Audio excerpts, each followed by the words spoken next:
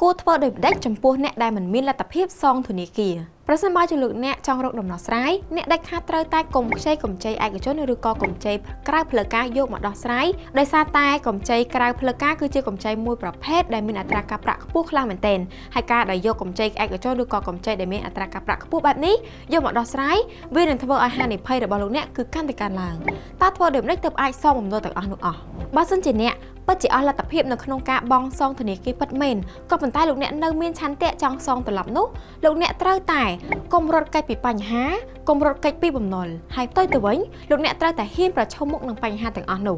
រឿង6យ៉ាងដែលលោកអ្នកត្រូវធ្វើនៅពេលដែលលោកអ្នកអស់លទ្ធភាពបង់សងទៅកាន់ធនាគាររឿងទី1ដំបូងគេបង្អស់ដែលលោកអ្នកត្រូវធ្វើនោះគឺថែរក្សាសុខភាពផ្លូវកាយផ្លូវចិត្តក៏ដូចជាស្មារតីរបស់លោកអ្នកហើយលោកអ្នកក៏ត្រូវតែគិតគូរឲ្យបានវែងឆ្ងាយហ៊ានប្រឈមមុខនឹងបញ្ហារបស់លោកអ្នកផងដែរដើម្បីអាចដោះស្រាយបញ្ហាប្រឈមបានប្រសិនបើអាចថែរក្សាផ្លូវកាយនិងផ្លូវចិត្តរបស់យើងបានហើយយើងក៏អាចបន្តដំណើរទៅមុខទៀតបានដែរទី2លោកអ្នកត្រូវតែពិនិត្យមើលសុខភាពហិរញ្ញវត្ថុរបស់លោកអ្នកឡើងវិញ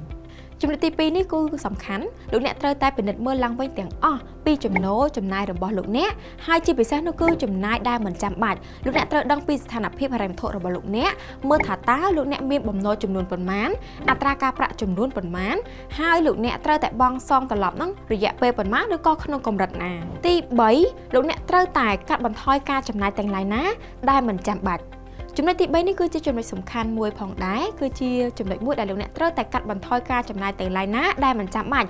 ឧទាហរណ៍ថាការចំណាយដូចជាទៅលើសម្ភារៈនិយមទៅលើការដើរលេងកម្សាន្តខ្ជះខ្ជាយការទទួលទានគ្រឿងសរវឹងជាដើមចំណុចទី4នោះគឺអ្នកត្រូវតែបង្កើនចំណូលបន្ថែមលោកអ្នកត្រូវតែបង្កើនចំណូលបន្ថែមមិនថាធ្វើការបន្ថែមម៉ោងក្រៅម៉ោងបន្ថែមទៀតបង្កើនមុខរបរពង្រីកមុខរបរឬក៏អ្នកត្រូវធ្វើលក់ដូរអ្វីបន្ថែមក៏បានដែរឲ្យតែអាចរកចំណូលបាននិងជួយទប់ការចំណាយផ្សេង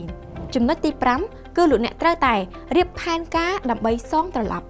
ចំណុចទី5នេះគឺលោកអ្នកមិនត្រូវកិច្ចវេះពីការសងបំណុលនោះទេប៉ុន្តែផ្ទុយទៅវិញយើងត្រូវតែរៀបចំផែនការដើម្បីសងបំណុលវិញលោកអ្នកអាចចាប់ផ្ដើមពីបំណុលដែលមានចំនួនតិចជាងគេទៅមុនដើម្បីកាត់បន្ថយសម្ពាធផ្លូវចិត្តក៏ដូចជាសម្ពាធហិរញ្ញវត្ថុរបស់លោកអ្នកនិងដើម្បីផ្ដោតអារម្មណ៍ទៅលើបំណុលធំនិងការពង្រីកអាជីវកម្មទី6ការចរចាជាមួយនឹងម្ចាស់បំណុលនៅពេលដែលអ្នកធ្វើការចរចាជាមួយនឹងម្ចាស់បំណុលលោកអ្នកត្រូវតែមានភាពអត់ធ្មត់ជាពិសេសគឺការចរចាជាមួយនឹងម្ចាស់បំណុលឯកជនតែម្ដងហើយប្រសិនបើជាម្ចាស់បំណុលដែលផ្លូវការវិញឬក៏គ្រឹះស្ថានធនាគារវិញលោកអ្នកត្រូវតែមានភាពអត់ធ្មត់ដូចគ្នាដែរនិងបង្ហាញឆន្ទៈរបស់លោកអ្នកពីការចង់បង់សងត្រឡប់ទៅកាន់ពួកគាត់វិញ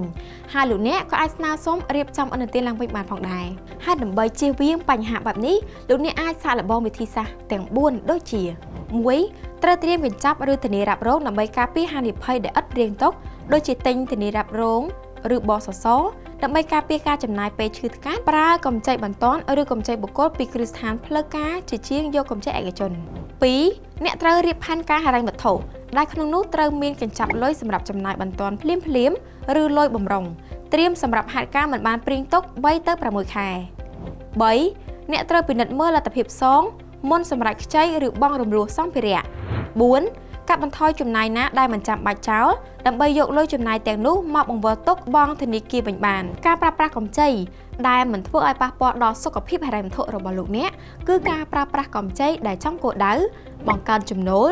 និងមិនមែនប្រើប្រាស់កម្ចីនោះដើម្បីចំណាយនោះទេអ្វីដែលលោកអ្នកអាចធ្វើបានប្រសិនបើលោកអ្នកជួបស្ថានភាពដែលមិនអាចសងត្រឡប់ទៅកាន់ម្ចាស់បំណុលវិញឬក៏លោកអ្នកមានបញ្ហាផ្នែកហិរញ្ញវត្ថុដែលមិនអាចសងត្រឡប់បានទី1នោះគឺអ្នកត្រូវតែរៀបចំផែនការហិរញ្ញវត្ថុឡើងវិញសិនព្យាយាមកាត់បន្ថយចំណាយណាដែលមិនចាំបាច់ចោលទាំងអស់បង្កើនចំណូលបន្ថែមឬក៏ស្នើសុំទៅខាងគ្រឹះស្ថានដើម្បីរកដំណោះស្រាយជៀសវាងការរត់គេចវេះដែលមិនបង់សងត្រឡប់ឬមួយក៏រត់ទៅរកកម្ចីក្រៅប្រព័ន្ធដើម្បីយកមកដោះស្រាយហានិភ័យទាំងអស់នេះព្រោះការធ្វើបែបនេះនឹងធ្វើឲ្យលោកអ្នកកាន់តែមានហានិភ័យកាន់តែខ្ពស់ថែមទៀតផង